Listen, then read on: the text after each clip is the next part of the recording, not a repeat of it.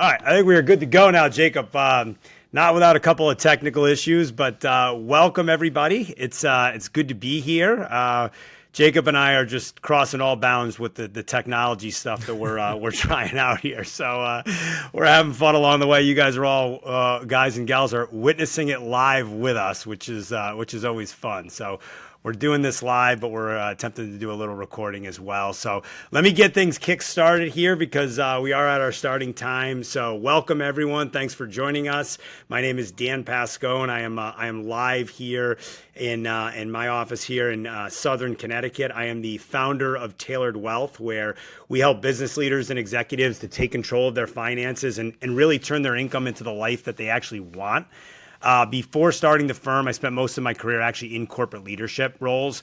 My last role was as a chief revenue officer. So shout out to all my go-to-market leaders out there.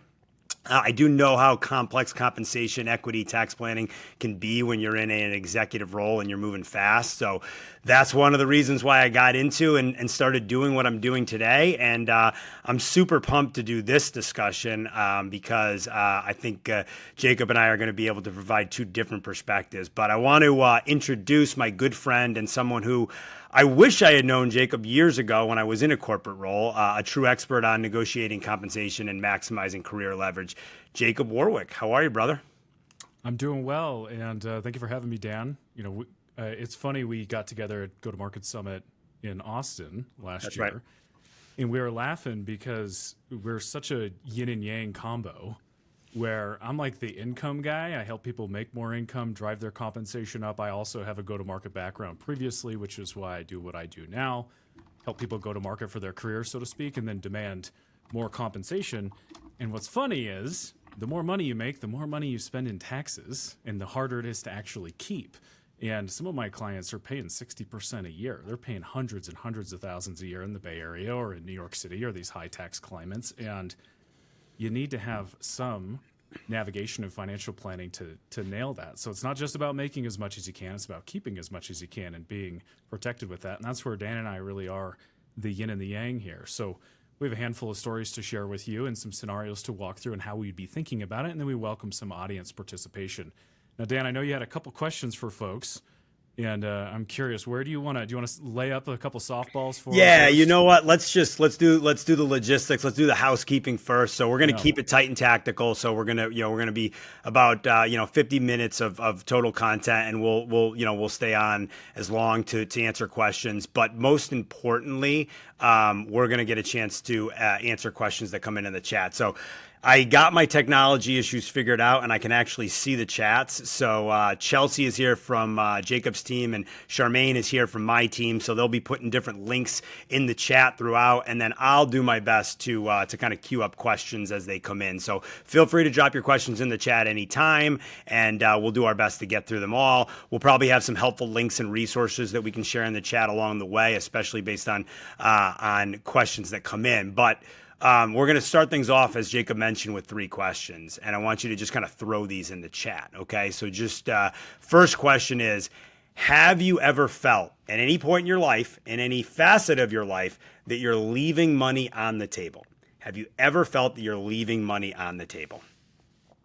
And I want to see, what kind of thoughts we get in the chat here. So hopefully Pete, no one's lying. Yeah. We'll see how honest it is. We'll see how honest it is. We've got there's a slight lag to this, so I know they'll start coming in now. But Pete, what's going on, brother? Good to see you as well. Thanks for sharing that. I see Chelsea is sharing some LinkedIn links. I'll share mine as well. All right, we're getting a bunch of yeses. And for anyone that's hell yeah, 100%. Yeah. If there's anybody that says, I can't see the chat, so I feel like there's one smart ass out there who's like, no, I never leave money on the table. My my comment to that would be, how do you know? Yeah. Right? How do you know? I'm curious. Well said, brother. And we don't have any smart. Everybody's being totally honest. It's good. Yeah, Everyone we got no smart asses. Honest. They're like, we're all missing money. Help us make more. There you go. There you go. All right. So the second question. We're going to move right along. Keep the first ones coming in. So I'm getting a bunch of yeses, some hell yeses. On a scale of 1 to 10, how confident are you in your current compensation package? So how confident are you in the current package that you have today? So let's see what we've got. What are we working with, Jacob, on a scale of 1 to 10? All right. Yeah, I'm curious what you see here. And also, if anyone says 10, how do you know? I'm curious. There you go. I very much push back on the general benchmarks that are out there, where a lot of folks, probably on this call too, they'll look at compensation reports, surveys, studies from their industry, and they'll say, oh, I'm in the 90th percentile, right?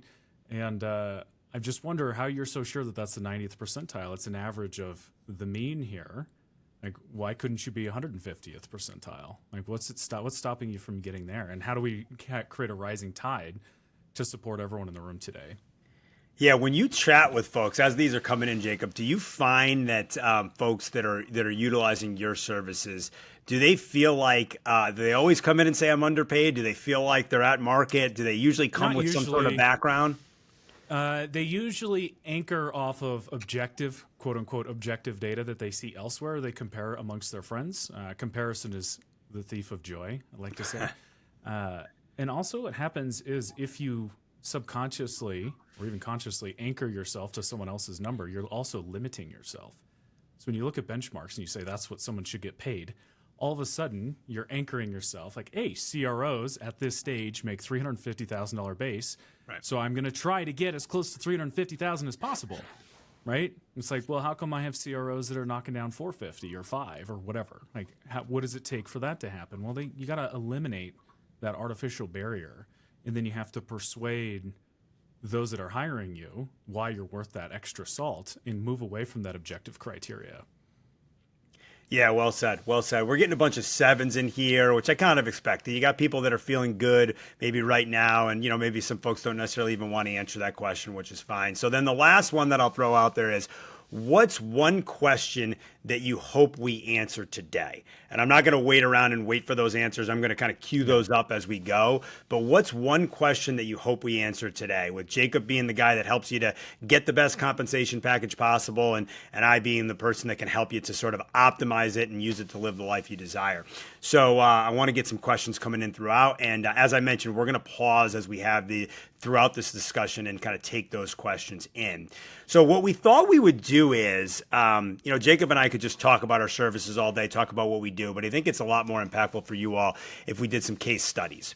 So what I'm going to do is we've got a couple of case studies that are prepared, and we've got some questions that have been sent to us already ahead of time as well that we'll try to answer throughout the program. But we're going to go through a couple case studies. Jacob's going to walk you through what the situation is, and we're going to talk about how you might think about that from a compensation perspective and then just an overall wealth management perspective. So you ready to get into it, brother? Yeah, and I found a recurring theme with the first two case studies as well that I think will resonate with the audience. Do you want me to just hop right into it, Dan? Let's do it, brother. Do you want to set me up? Let's do it. No, let's do it. Let's go right into case study number 1. And I'm already seeing some good questions come in, so we'll make sure we get to those along the way. Cool. I'm looking forward to getting to that. So there's a fine line here between staying at a company too long and jumping around too much when it comes to perception. We know that executives that change jobs more often tend to get paid higher versus those that stay at one company for a long time. Now, sometimes that's even true when you make a lot of money. So I have a client, 7-figure earner in Washington State, working for a large tech company. You could probably guess which one it could be. There's only a handful up there.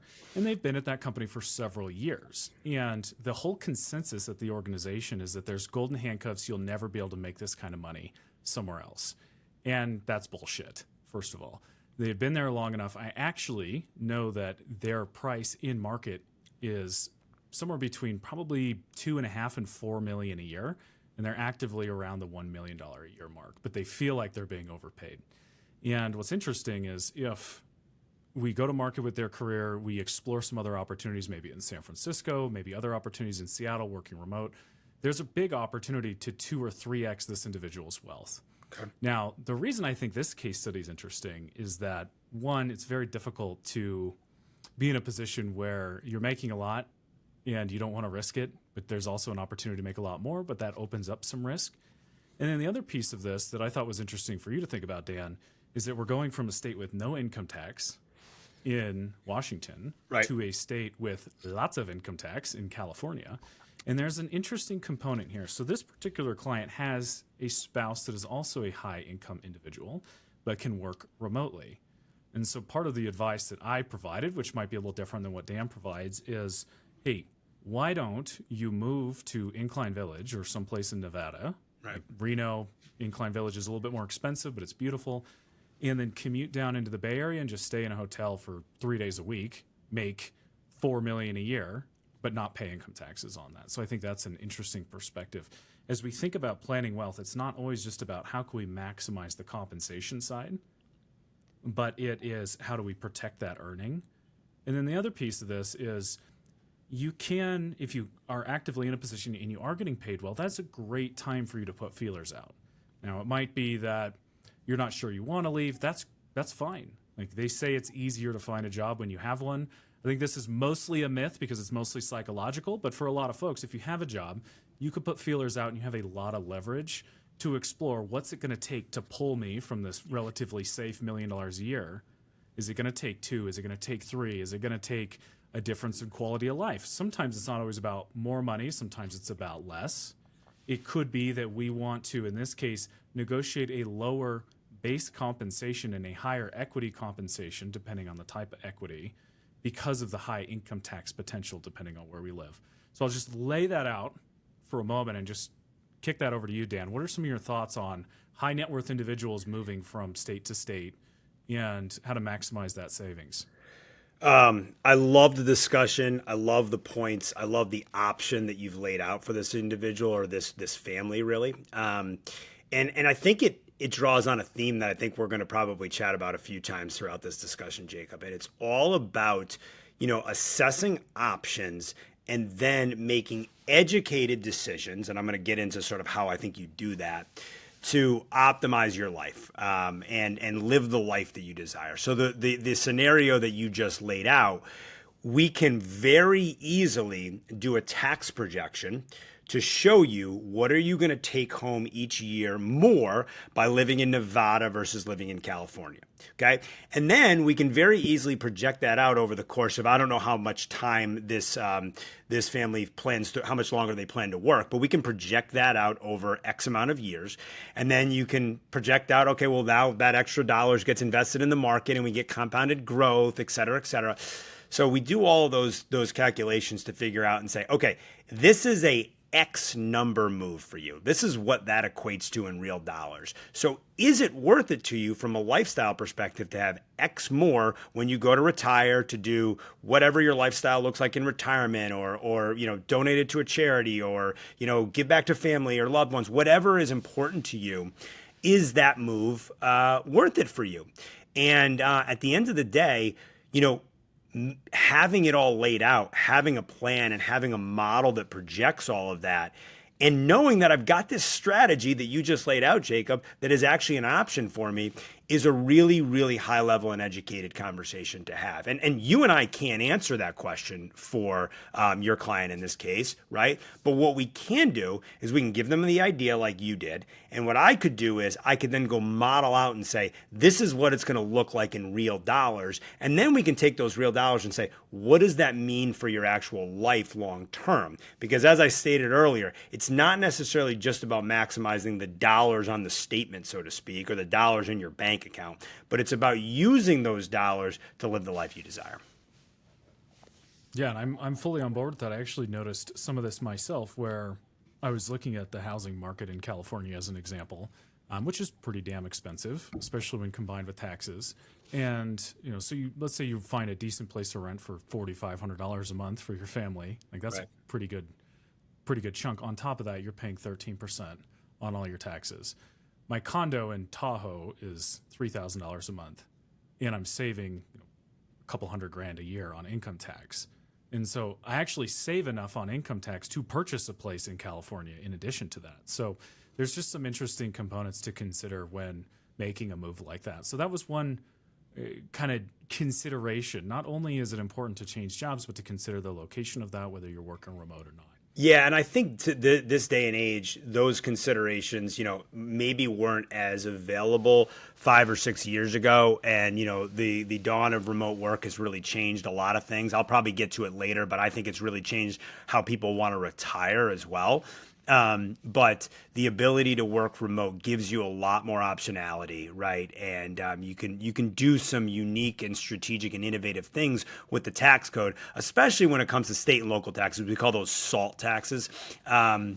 Because salt, there's such a big gap Right. in the two states that you mentioned, for example. Yeah, and that's something I get a little bit less into is the salt of it. Now, do you want to? Are there any questions for this particular Yeah, segment? yeah. Okay, So not necessarily in this scenario. I got two that came in for you. I'm going to summarize these because I think sure. these are kind of right up your alley, and I think I'm actually interested to hear your take on these. So the questions were around how do you address? I'm assuming this is going into a compensation negotiation. How do you address when asked with what are your salary requirements? That's number one, and then or how do you handle what's your desired compensation? So the requirements and desired, I've been asked both through the course of my career. I see clients get asked those questions a lot. How do you handle that one, Jacob? Yeah, it's funny. I get that question a couple times a day. So Yeah, sure. come on, guys, throw me something new. I do have an article on this on how to answer that question, which Chelsea can find. I think it's the fourth one in the blog, the how much money do you want type question. Now, what's funny is it's just a couple of words different than an illegal question, which is how much money have you been making? Right. Which I think is interesting. So there's just a slight nuance, like, hey, share your cards. If we are using a poker analogy, it's playing with some of your cards revealed, right? So typically, I advise my clients not to anchor ever in the process. And it can create this awkward tension between you and the recruiter or hiring manager or whatever. It feels like it could derail the conversation. So fortunately, most of my clients tend to be relatively assertive and confident. And if they don't have that, we give that to them for this discussion. But I might say, Dan, I appreciate that you're asking. I typically don't talk about compensation until there's a written offer in front of me. It sounds like it's a little too early to get there. And there's probably some other details of the role we need to scope out. I'll need to talk to Chelsea next and have a couple conversations. Is there any hesitation in moving forward without that information right now? Right. So that's one way you can do it. You could push back. Now, another way you could say, I suspect you're asking because you want to make sure we're within range. Now, at this point, I don't have a hesitation that should we find alignment, we're going to be a good fit for one another and you'll put together a competitive offer. However, I want to be mindful. Do you have a range that you're hoping to stay within? And get them to speak first. The problem with that angle is that you'll have to respond to it. So if you're disappointed or you're excited, you have to approach that with a little stoicism. Or say, hey, we're within zone of continuing the conversation and moving forward from there. Now, even when they do anchor a range that's a bit low, you can still move that range up. I had a couple clients last year where our top end range, it was weird because it happened 3 times in a row for the same or relatively same metrics, where the top end of the range was 600,000. And of these, one closed at 1.4 million the first year, the other one closed at 1.1 million, and another one closed at 1.2 million a year. So all of those deals were doubled when the stated range was 600,000. Now, there's probably people going, oh, that's bullshit. How do we do that? Because we really want to get into the specifics. Well, in this case, we were taking a senior director role and up-leveling it to a VP role. So essentially taking the interview process and the scoping process, if you're thinking about it as a sales process, and we're expanding the pie of the opportunity because my clients tend to be more horsepower than a lot of positions may have or need at the time. And so our job is to frame that you're not just getting Jacob, you're getting Jacob plus this expanded pie, and we can expand the value for ourselves. We can start to break compensation ranges and increase that. So if you get a range first, don't let that anchor you down. Don't share a range up front. If you go back and forth, they say, look, Dan, I really just need a number. Quit breaking my balls, right? Like this tends to go this way. It's pretty rough. You say, look, respectfully, I don't want to have this conversation until we're later. Is that going to stop this from moving forward? And you can be more respectful and direct there. And so you have to push back on this. And you'll also notice less mature recruiters, let's say earlier in their career recruiters, will push on this a little heavier than a more mature and seasoned recruiter. Interesting. So a stronger, a more experienced headhunter will spend more time getting to know Dan, your expertise, what you can bring to the table, and less time focused on compensation and some of the tactical details. Now, the problem is 9 times out of 10, you're going to get a less experienced recruiter. So you're being inundated with that question all the time. And then you'll know a great recruiter when you see one. It'll be a different experience. Right. So just keep that in mind, not to gaslight yourself just because of the velocity of attention you get to lower and ask your number versus the quality of attention you get when you work with a more seasoned executive recruiter. I love it. I love it. Well said. Really good questions. Let's keep them coming. Keep them coming in the chat. And with that, I think we should, Jacob, let's move on to case number 2. So why don't you frame that one up, and we'll have a nice chat about it. So similarity with this, one client was at a company for 10 years, a tech company in the Bay Area. So over 10 years, compensation was admittedly pretty damn low in this instance. Now, they were about ready to quit their job, but we knew a new CEO came in, and when anyone sees this chaos happening, like a new executive leadership team comes in, board members come in, investment comes in, instead of panicking, right, that's a great opportunity to be proactive. So my client wanted to quit. I asked them to bear with it just a little bit longer and create a succession plan with their VP. And eventually, the VP moved to another position, and we followed that VP suit, which created a bidding war scenario between company 1 and company 2. Right. So that was one way we could drive the comp up. We hedged our bets and we created options. Now, the unique part of this story for someone like you, Dan, is we went from a traditional RSU-heavy tech company to to a more old-school Fortune 500 type compensation plan, which is a different type of equity draw, long-term incentive plans, and then there's probably a term for this that you know that I don't, but almost like a falling off compensation plan. So the first year, we went from $600,000 to $1.4 million. Got a huge signing bonus, a near $1 million signing bonus in this instance. Second year, we split the signing bonus year 1 and year 2. So it was about $500,000 year 1, a little bit less year 2. So compensation went from about $1.5 million to $1.1 million to $800,000, falling off. And so that creates an interesting tax climate that I would love to hear your thoughts on, because there could be tax loss harvesting. There's a way to, as we enter the negotiation, we strategically split the signing bonus over multiple. There's also a relo option to go from high cost of living to low cost of living, and what implications that has on the tax climate. So I'm curious what some of your thoughts on this tapered off compensation could look like when it comes to tax planning. Yeah, there's a lot to unpack here, so I'll try and keep it as brief as possible. We already covered the relocation piece, so I'll stay away from that for right now. But generally speaking, when it comes to taxes, first and foremost, the tax code is written for business owners. Okay, it is. So there's limitations when it comes to W-2 types. You know, a lot of my clients, Jacobs, are W-2 level executives, and a lot of times they'll have some sort of side hustle, or they'll have some consulting, or they'll have a business that they're doing some work in, and that provides some tax opportunities. Most folks, have a pretty good idea of how that works. So I'm not going to spend a ton of time there. But the concept that I would want to stress is really 2 points. When it comes to any type of equity, the way that RSUs get treated from a tax perspective are very different than the way that ISOs gets treated, okay?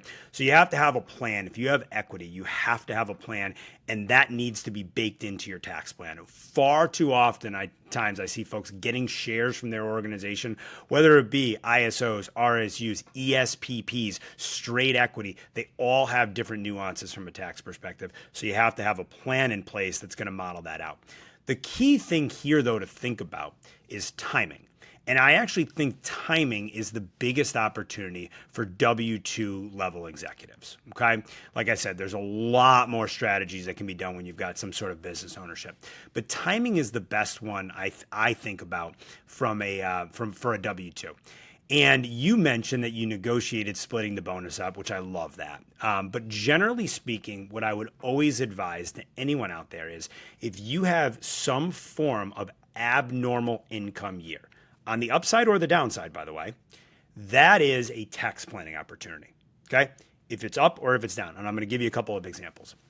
So if you take on a big signing bonus, or you just get bonused out by your company, if it's a smaller firm and you're in the C-suite and there's a little bit more flexibility and maybe a direct relationship with the CEO, you might be able to negotiate even as an existing employee, to be able to space out bonuses, and you might be able to get that done.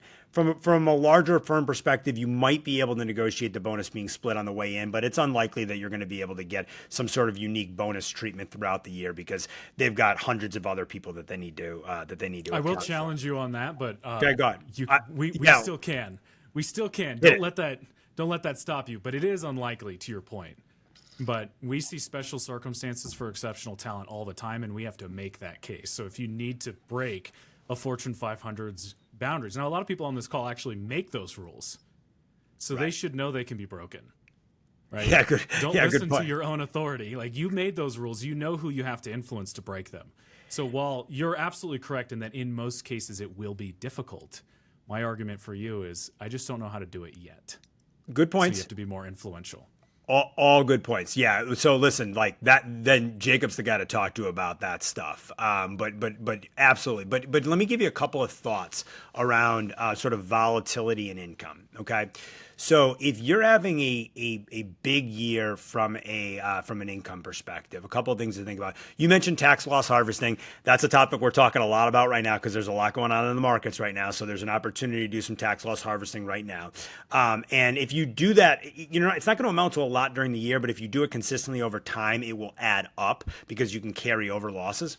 But the one that I don't see enough executives doing, Jacob, and they actually think it's more for like ultra wealthy elite, is having a donor advised fund. I'd call it a DAF. Okay. So a donor advised fund is essentially the opportunity to contribute to your own personal fund, especially if you're philanthropic, and then you're going to use those funds and you're going to choose how they get donated to specific qualifying charitable organizations. Okay. The nice thing about donor advised funds or DAFs is that you get to control the timing. Okay. So let's just say what I typically see is the executive that says, oh yeah, Dan, I give X amount to charity A, B, and C each year, or something to my alma mater, or whatever the case may be. I'm on a couple of nonprofit boards, so this one's near and dear to my heart. But they just do it willy-nilly. They do it when they ask for it, or maybe they're doing a regular contribution each year. Well, I would challenge you, set up a donor advised fund, okay? Contribute to that regularly. And then if you have a big income year, contribute more that year, okay? Because that's going to lower your taxable income in that year. You don't actually have to give what you donated to the fund out that year.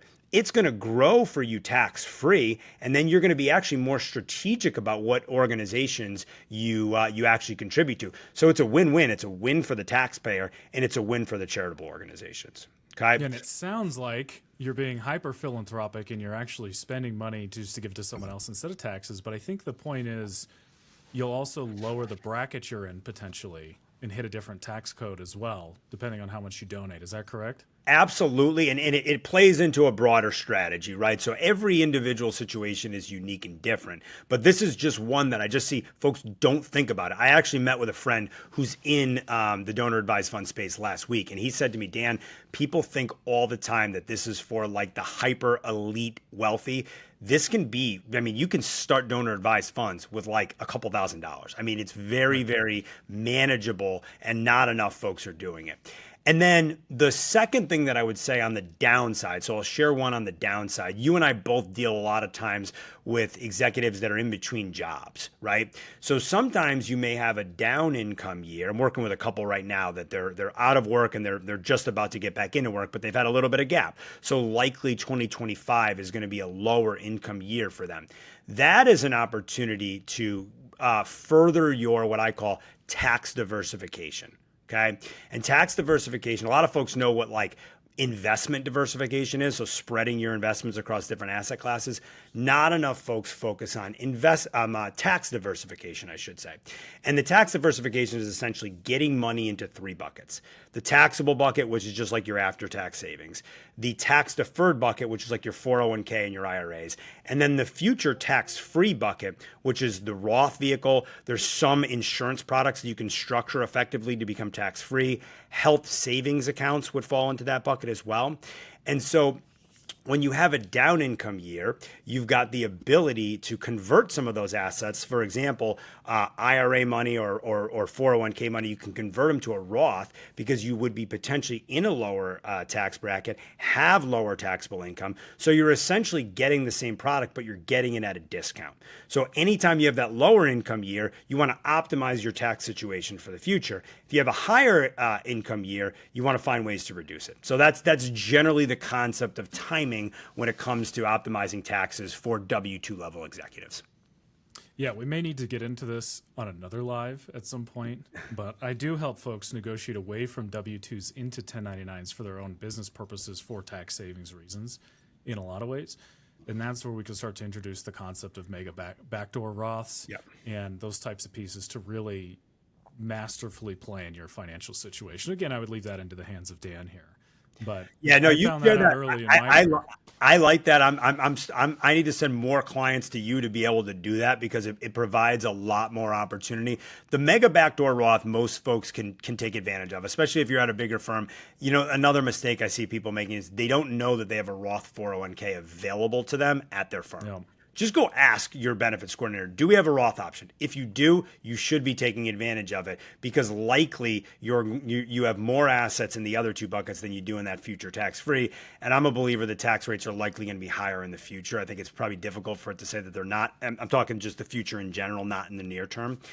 So that's something that we're talking to a lot of folks about. So I know I went on for a little while about that, Jacob. So that was good. That was good. Let's I was going to say just one last point on the entrepreneur piece. I have a lot more fun giving BMW $100,000 than the IRS. Like the tax vehicle, like the vehicle write-offs and the deductions with that. There's a reason you see every construction worker or construction business owner with a brand new $100,000 truck every couple of years, right? Because it's essentially give that money to the government or take it for your vehicle. And there's a reason why you see a lot of people driving G-Wagons because it hits the vehicle weight rating and it's a tax write-off. It's not because people like to spend $300,000 on cars, but $300,000 off your tax bill will knock the bracket down quite a bit. You can plan those payments out. You can get it on 0%, and as it was a couple of years ago. There's a reason you see people doing that, and it's not because they're hyper wealthy necessarily. It's mostly because of tax incentives and those reasons. It's also why there's LLCs in Montana where there's no sales tax, and people live in Florida, as an example, for income tax purposes.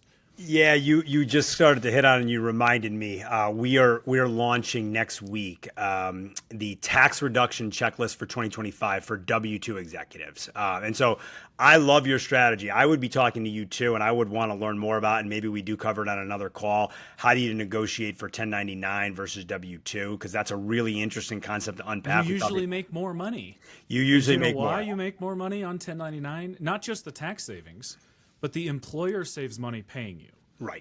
Right. So the employer pays less employment taxes. If I hire Dan on 1099 instead of W-2, on the average W-2, I pay 17% more. So let's say I pay Dan 10% more, but I do it on 1099, we both win, as an example. Right. So there's a lot of nuances there that if we consider how do we expand the pie for everyone, right, those are some things to consider. Yep. And what I was going to say is I just put a link in the chat. We're launching our tax reduction checklist for 2025 for W-2 executives. That comes out next week, conveniently on tax day, April 15th, because frankly, just like you said, you've gotten asked the question up front several times today.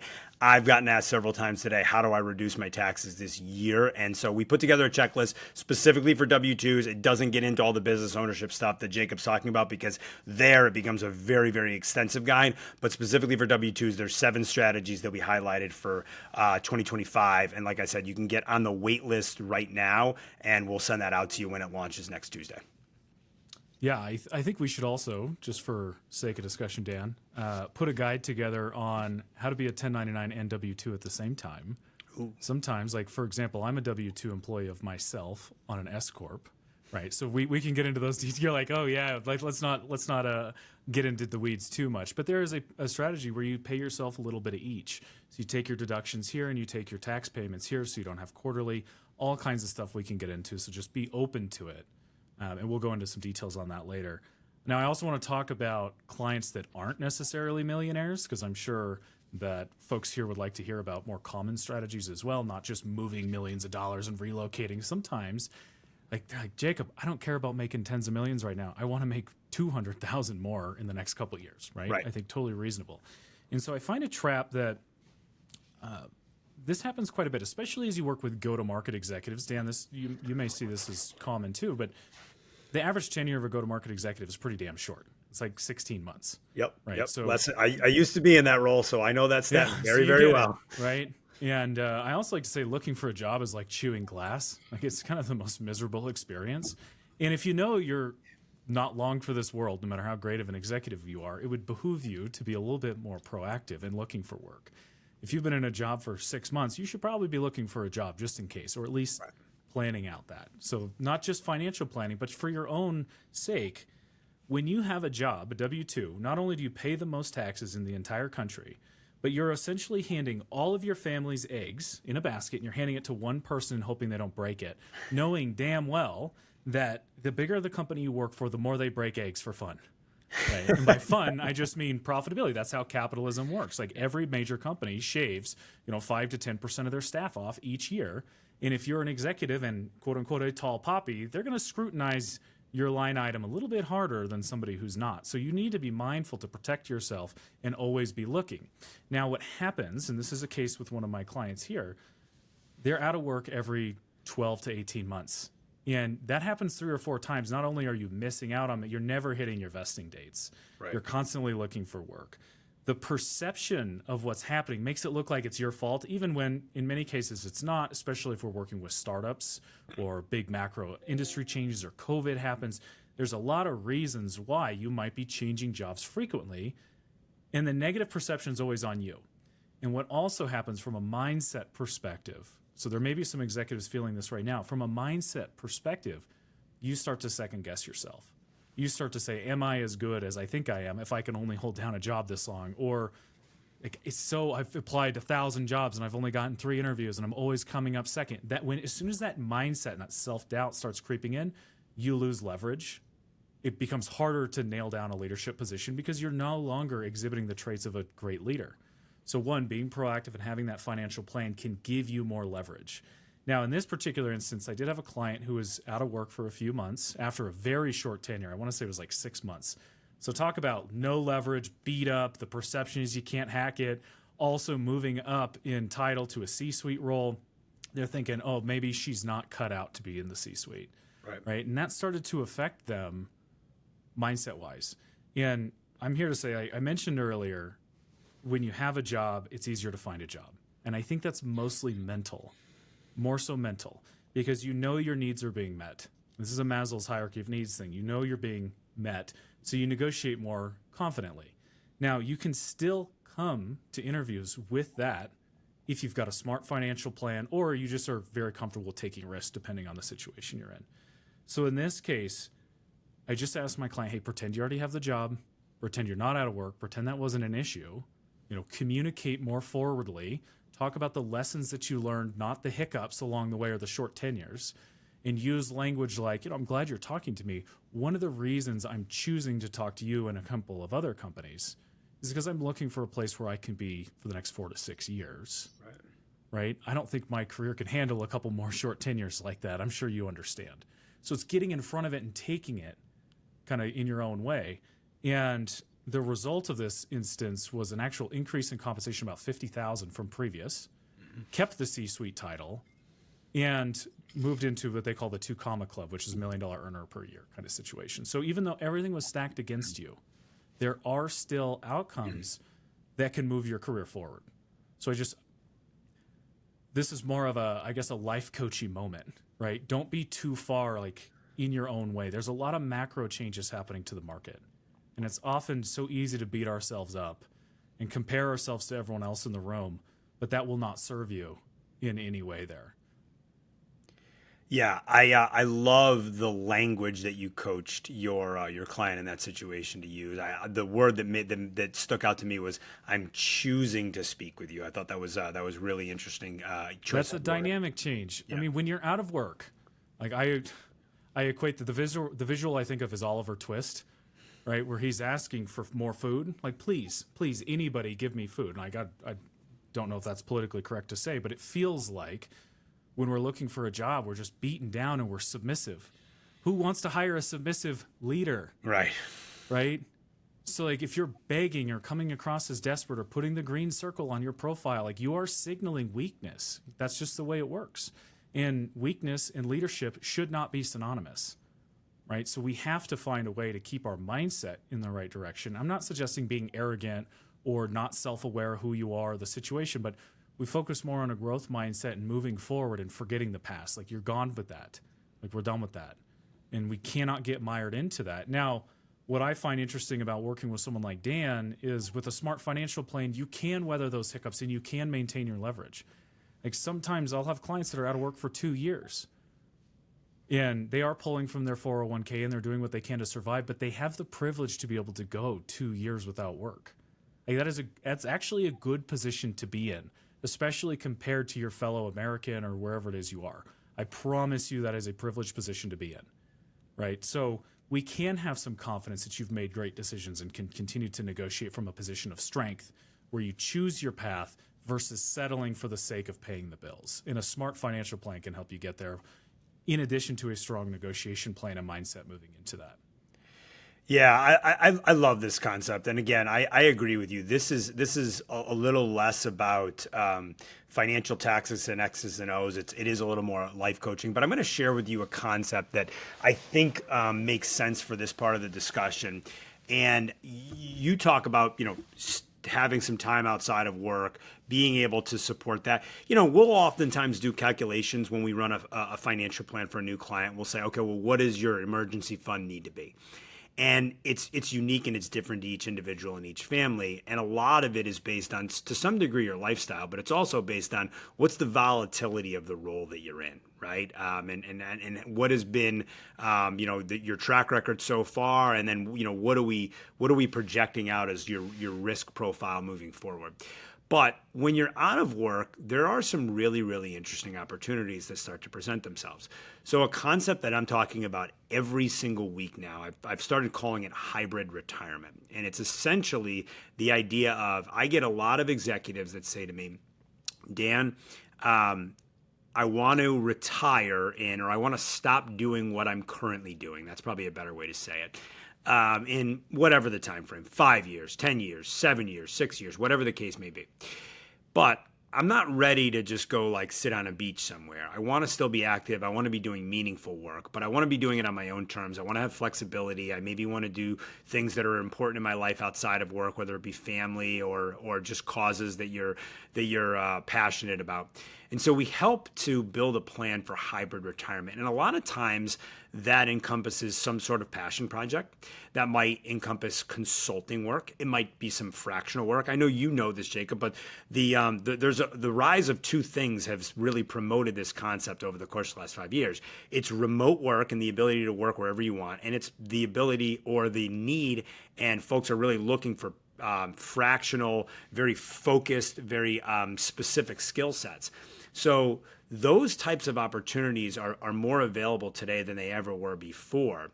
And I've seen a lot of executives have a really, really sort of life beneficial and really an enjoying and high quality of life transitioning out of the day-to-day grind and into something that's maybe a little bit more part-time, maybe a little bit more flexible. They're doing it on their own terms. And that looks different for each individual in each situation. But it requires planning. And again, all of this stuff can be modeled out in the software to show you what are you earning now and what can we project that you be earning, albeit likely, as we mentioned earlier, on a more tax efficient basis, because now we're going to likely be looking at something that's 1099 work as opposed to W-2. So that concept of hybrid retirement is something I hear a lot of folks talking about. I think it's a really, really cool opportunity. I actually wrote an article on it, and if you want to grab that, I'll put my links in the chat, and you can get on our newsletter. And we've talked about that concept a bunch. So, what are your thoughts on that? I have a couple thoughts on that. One, I don't want to come across as hypocritical because I've been living that life for 10 years, right? That being said, it's not for everyone. I have clients that have millions of dollars in the bank with spouses that make millions a year who say that starting a business is too risky. I need to de-risk this. I'm like, you don't have the mindset to start a business. If you have millions of dollars in the bank and you're trying to get into being an entrepreneur, but you feel it's too risky, don't be an entrepreneur. It's okay. It's not like we are very much glorifying entrepreneurialism because it can work out, right? And a lot of folks don't necessarily or wouldn't necessarily enjoy it, right? So it's not, I don't want to overly glorify it, although I'm a big fan, and the tax savings and everything that you can do is a strong plus, but it's not for everyone. So that's one thought. Now, the other thought is you can't be in both camps at the same time. And you can get away with it passively, but sometimes you'll struggle in each. So what I mean by that is you have to commit. Because one thing that happens to a lot of folks, they become a founder. Let's say they're in their mid-30s, early 40s. They become a founder. They proudly put founder CEO on their profile. You know, they got a couple $100,000 in the bank, perhaps, right? But they not enough to retire, kind of depending on their lifestyle. And then they decide, like, oh no, my company failed after 3 years. I need to go back into corporate. That is a bitch of a transition for a lot of reasons. Like, first of all, people go, what's wrong with you? If you're a successful entrepreneur, you wouldn't be coming back, so you look like a failure. You go from a CEO, founder, or fractional committed role to now full-time commitment, and they say, are you going to be able to take direction from someone else because you've been in charge so long? So there's a negative perception on that too. And then just the entire transition becomes a little bit trickier.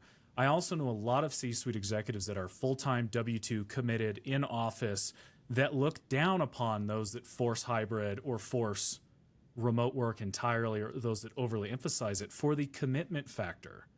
It's also important, depending on your age, where that fits in. Whereas if I were earlier in my career, there are a lot of benefits to being in the office and being more close to hybrid. Later in your career, that starts to tailor off a little bit as you get your families and those things.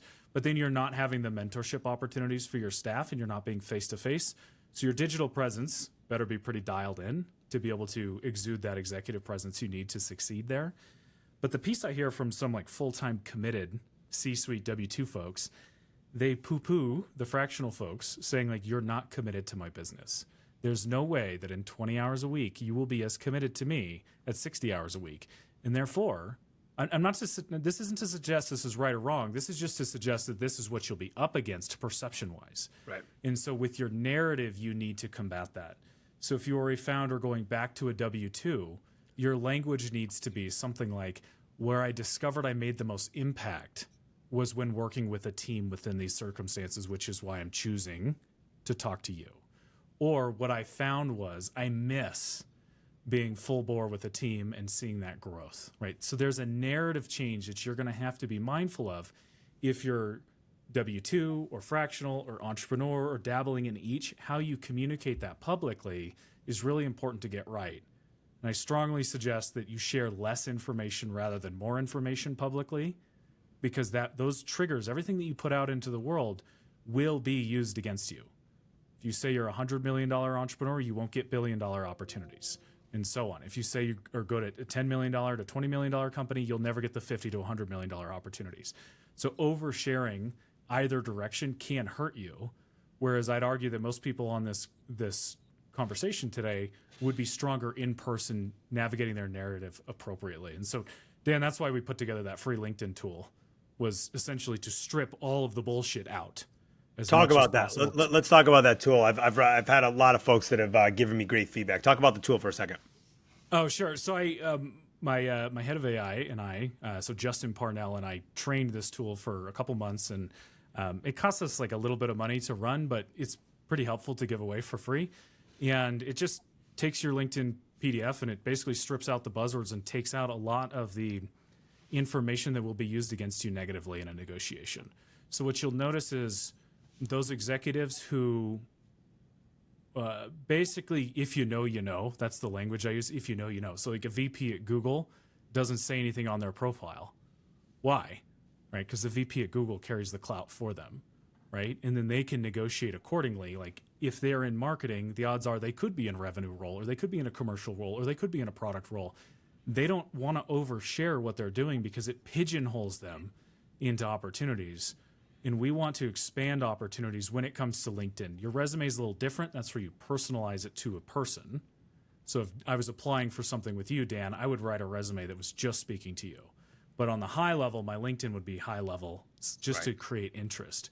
So really, it's very contrarian to how copywriters look at putting together a profile or how you may be thinking about designing your presence, because copywriters often, and resume writers and LinkedIn writers often mistake length of content for value. Right. So when you're getting paid by the word, so to speak, or your product is this, like our general mindset is more, and that is good, right? But actually less is more, right? Less is more. It gives you more flexibility. Mark Twain said, if I had more time, I would have written you a shorter letter, right? So we really want to tighten up what we're doing. So that's a little insight there. Very cool. Very cool. Yeah. I mean, listen, I see it all the time with LinkedIn profiles, just sharing so much information to share. And, you've got to be really clear on what your objective is, right? The way that you're going to write it as an executive that's looking for a role is going to be different than, an entrepreneur that's looking to sell their services, for sure. Well, and saying fractional, if you say fractional CMO, you're no longer being considered for full-time. A real CMO. You're not a full, Right. I shouldn't say real, not a full CMO, right? Right. Well, oftentimes that's enough of a perception change to eliminate you from candidacy. So you want to be very mindful about the word choices that you use. Right. And so that's why I talked about the perception piece. I didn't really intend on pitching the LinkedIn deal.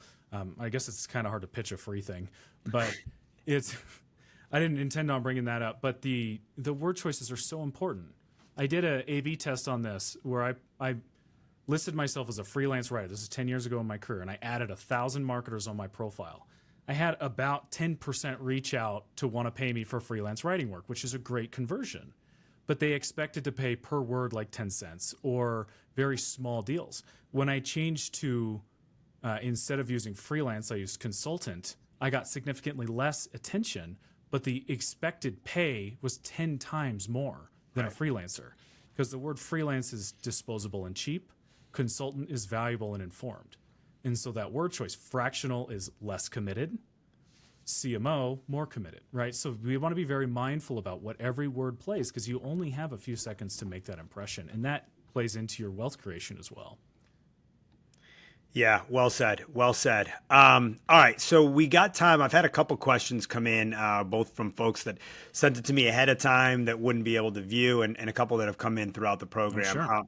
There's one I want to hit specifically, and certainly Jacob and I will share with you how you can connect with us if you want to ask additional questions or anything we can help you with. But here's one that you and I think both have some thoughts on, and we talk a bunch about. And the question was, if you have flexibility, if you have the choice to choose, which that's always the better place to be in, what's the best time and best way to ultimately time a job transition? So when would you pick the job transition if you have that timing? I'll let you go first, and then I'll share some thoughts. There are so many nuances to that. Like there are a lot of nuances. Like, do you like what you do? Right. First of all, like, do you enjoy your job? Like that's a big part of it. If you don't, that's a reason to be looking for something better, right? You should never be so sure that what you have is enough that you wouldn't accept more. So I would say it's always the right time to be looking. And I would argue that the open to work tag on LinkedIn is unnecessary because everybody is open to opportunity. Open to work, yeah. If I said, hey, Dan, I would love for you to do exactly what you're doing now, but I'm going to pay you 3 times more and you can still own your business and do all those things. Are you open? You're going to say yes, right? So everyone is technically open on that. The best time, I mean, I can share some time gaps that I've noticed be problems for clients, particularly with vesting schedules. So the ideal tenure, I think, to be maximally compelling is 3 to 4 years at a company. 3 to 4 years is maximally compelling. Like everyone that says, oh, I'm going to wait until I get at least a year, that doesn't mean shit. Like that's not like this is an arbitrary number. I'm waiting until a certain point to then take action. That's a bad mindset to be in. You need to take action sooner. Like optimally, I would leave a company every 3 to 4 years to maximize wealth. As soon as you're in 6 years, 6 years starts to get to be an interesting point unless you've made strong forward momentum within that company, like a promotion, a good stock refresh, or some good reason to stay there, right? Fine. 6 years is kind of like the cutoff. If you start going past 6 years, you start to be a lifer, right? Like I had a client at a company for 12 years and they thought they were doing well financially, but they were probably 80% under market and didn't know it. Right? There's just limited options. And it's because the employer is armed with their most important metric, which is how much you'll accept. They already know you will accept that. So why? Like you're so far behind the 8 ball, you lose that. The other piece there is that the longer you're with a company, the more baggage there is. So like, let's say your first impression carries a lot of weight. So if you've worked with somebody for 6 years, sometimes their first impression is who you were 6 years ago, and they don't see all that growth that you've made. Right. But when you enter a new company, you start and you can forward project, which is what I want my clients to forward project their value so they can grow. I'd rather them grow into it rather than carry a bunch of baggage that drags them down. So if your presence has improved over 6 years, but you still have this immature presence with the company you've been at for a long time because you're trapped with that first impression, you have the opportunity to reinvent yourself when you move and reinvent your career upward. I wrote an article on rhetoric that will come out on Thursday. Like, repetition of this is very important. If you want people to think you're a leader, you better start telling them that you are.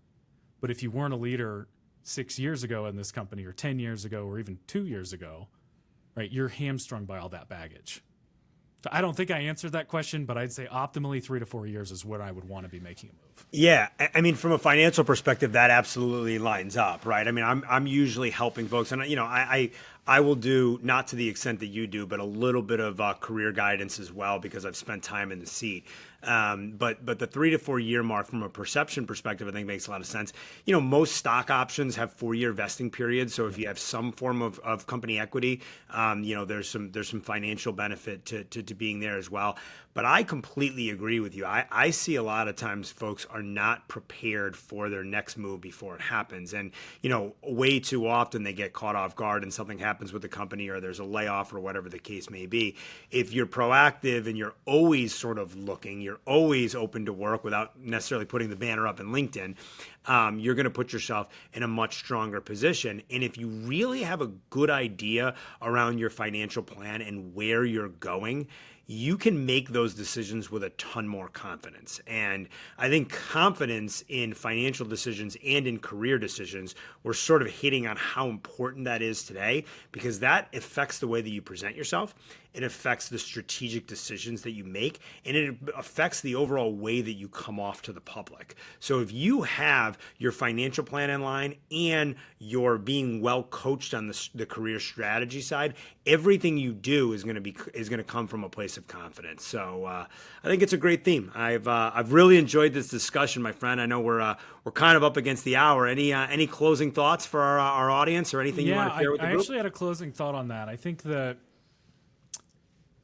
you can't be reactive in your career and also put that you're strategic on your resume. Right. Because oftentimes, like, a lot of my clients are very good at negotiating on behalf of their companies, but not themselves. Right. The cobbler's children has no shoes kind of thing.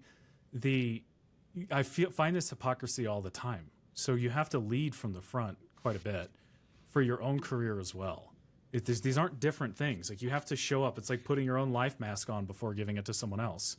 Right? Everyone dedicates everything else to their education at Harvard and then their career, but they put all their eggs in that basket and then wonder why they get broken. Right? You have to be proactive yourself and lead from the front, and then that character trait leads through your career next.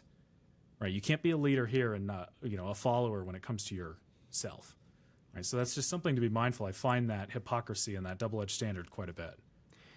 Yeah, well said. I think we could do a whole nother call on your analogies. I love your analogies, my man. We got to. That been some good stuff. I mentioned that in the rhetoric piece. Like, metaphors are important. You don't build a well when you're thirsty, right? You're like, shit, I'm really thirsty. I'm going to spend 6 months building this well. Or you know what? It would be really nice right here, some shade right now in this 100-degree day. I'm going to plant a tree, right? And then I'm just going to wait and burn alive right here. So we can go metaphors all day. I got plenty. I'm probably the most annoying metaphor guy. The metaphors apply to both of our businesses, and I think all of the folks that have joined today, what they were looking to join about, which is, how do you optimize your compensation, and then how do you use your compensation and your financial tools and resources to live the life you desire. And what you just said nails it on both of those. So we'll kind of leave it at that. We've put our links in the chat, so if you want to get in contact with Jacob or I know I'm open to just DMing me, but I put my links in the chat. Jacob is with Think Warwick. I'm Tailored Wealth. And, I think this has been a lot of fun for me. I hope to be able to do some of these with you again in the future. I think we've identified a couple topics that might be fun to do. But thanks for the time, brother. I hope the audience enjoyed it as much as I did. Yeah, I suspect we'll need to do an AMA session for us where we're very tactical, because I know there's going to be a lot of follow-up questions. We didn't go into the total weeds, but I'm happy to answer some of those in DMs. the best content usually comes from those questions. It usually comes from, at least for me, talking to my clients, talking to my prospective clients. So share with us your thoughts. Come connect with us afterwards. Give us ideas on what we should do, and we'll be happy to do more of this. Thank you. All right, brother. Good being with you. Cheers. Thanks, everybody, for joining.